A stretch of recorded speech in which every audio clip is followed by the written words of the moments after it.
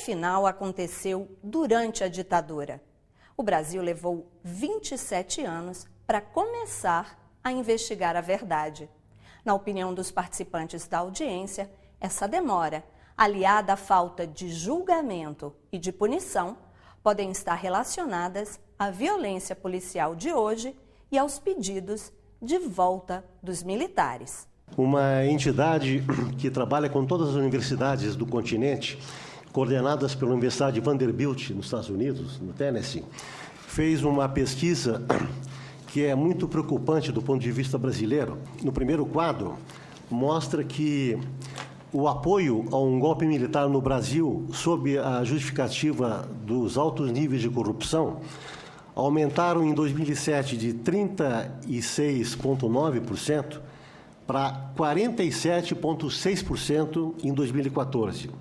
Ou seja, o que era 1/3 da população brasileira, agora é 1 de cada 2 brasileiros, por essa pesquisa, que justificariam um golpe pela incidência da corrupção que hoje ocupa toda a nossa mídia diariamente. O terceiro quadro, que eu acho mais preocupante, eles fizeram um levantamento sobre, em 23 países do mundo, do continente americano, mostrando a defesa do golpe pela justificativa da alta corrupção. O primeiro, com 58% da população apoiando o golpe, é no Paraguai.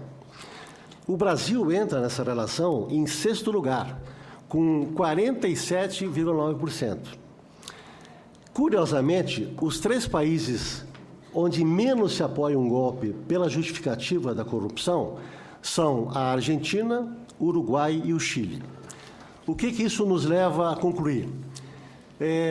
Os 3 países que fizeram o dever de casa e logo após os seus períodos ditatoriais abriram comissões da verdade e executaram as investigações necessárias para responsabilizar os militares e exercitar o poder da democracia, colocando repressores, torturadores na cadeia, punindo-os, como na Argentina, onde o Videla morreu na cadeia, no Uruguai, onde o Jorge Bordaberry, Juan Maria Bordaberry, morreu na cadeia, e o Chile, que criou a Comissão Rettig logo em 2000 para apurar tudo isso.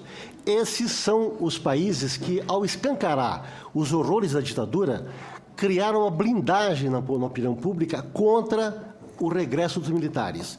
O Brasil, que é um país cínico, que não fez seu trabalho, está na ponta desse processo porque as pessoas, inclusive as mais jovens, não conhecem os horrores da ditadura e acham que ela pode ser uma bela solução para os dramas do país. É importante lembrar que a nossa Comissão da Verdade foi instituída em 2012, 27 anos depois da saída do último general Figueiredo em 85. Ou seja, chegamos atrasados. Quando procurávamos os generais, os militares envolvidos com a repressão, chegávamos tarde. Ou eles tinham morrido, ou estavam com Alzheimer, ou estavam com Parkinson, ou estavam desmemoriados, ou estavam absolutamente indiferentes à investigação da Comissão da Verdade. Ou seja, chegamos tarde pela história por conta da nossa timidez em relação a essa questão. Se essa comissão tivesse instituído lá em 85, 90, a gente poderia ter feito o dever de casa e não teríamos tanto nostálgicos da ditadura como temos hoje no país. Eu sou fã do Nelson Mandela muito antes dele virar um ícone pop. Ele passou 27 anos preso. 13 desses anos quebrando pedra. Foi barbaramente torturado.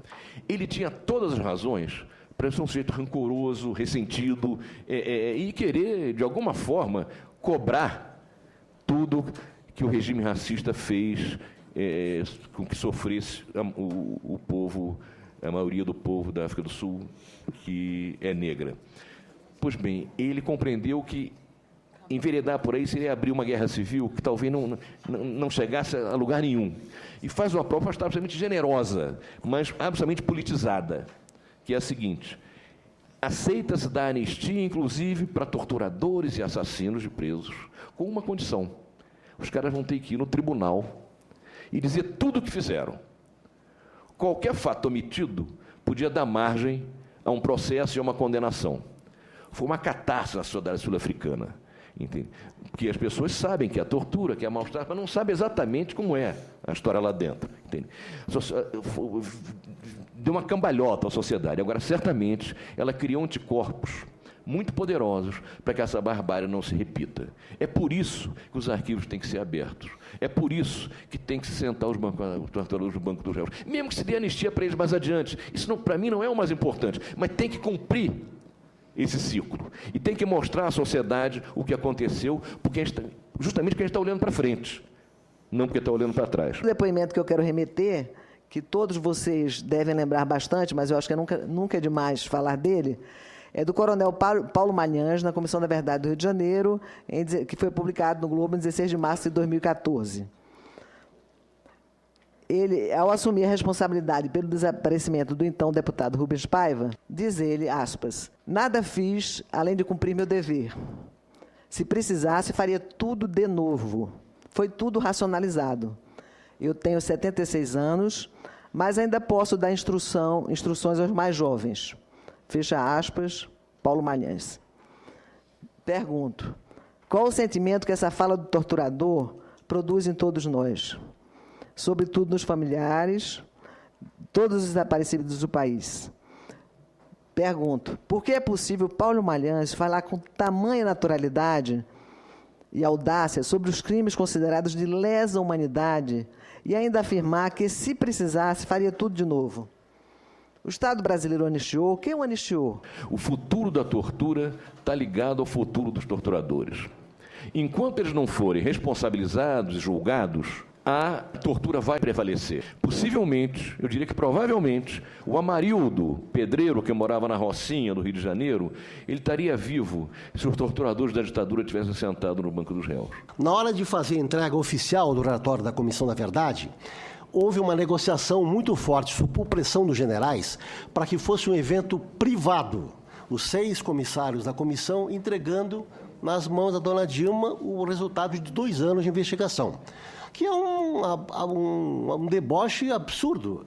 Quer dizer, uma comissão que tem um compromisso moral de se prestar contas ao país e entregar de forma envergonhada, quase clandestina, o relatório para a Presidente da República, seria um assinte à memória nacional. A pressão das famílias, muitos de vocês aqui, indignados com essa primeira tentativa de fazer uma entrega clandestina no relatório, é que obrigou o Palácio a rever essa cerimônia e fazer uma cerimônia um pouquinho mais aberta no Palácio do Planalto, assim mesmo sem aquela pompa e circunstância. E o que aconteceu com o relatório? Nada. As recomendações finais, as 29 recomendações, nenhuma delas foi executada ou tornada política de Estado pelo governo que havia convocado a comissão. E se não houver uma luta e uma cobrança nossa aqui, vai ficar nas gavetas da história, como tantos outros documentos do país. Depois de analisar o relatório da Comissão Nacional da Verdade, Memória e Justiça, haverá desdobramento legislativo. Então, nós vamos apresentar algumas propostas legislativas para poder continuar, porque enquanto houver um único desaparecido político, nós não podemos cruzar o braço. Apesar de todas as críticas, as desilusões que possamos ter acumulado nesses anos e de todos os desafios que temos pela frente, rememorar a história do nosso país é não deixar que essa juventude possa ser confundida, não deixar que essa juventude possa imaginar que uma ditadura possa ser o melhor caminho para a organização da sociedade. Só nós, eu digo não eu, e Vossa Excelência é testemunha da história, que vivemos aqueles momentos, sabemos o que é viver sob o tacão da ditadura. Nós temos que agradecer à democracia todos os avanços. Cada presidente que passou por aí, pelo país deu a sua contribuição. Mas a democracia que é o grande guarda-chuva, não é, que protegeu os avanços até agora, e a esperança e a expectativa minha é que a gente continue avançando. Para acompanhar o cumprimento das recomendações da Comissão Nacional da Verdade, o Senado instalou a Subcomissão de Justiça de Transição. A revisão da Lei da Anistia, uma das recomendações, está sendo proposta em 2 projetos, um na Câmara e outro no Senado. O Em Discussão fica por aqui. Você pode rever este e outros programas pela internet. É só acessar o site www.senado.leg.br/TV. Obrigada pela companhia e até o próximo Em Discussão.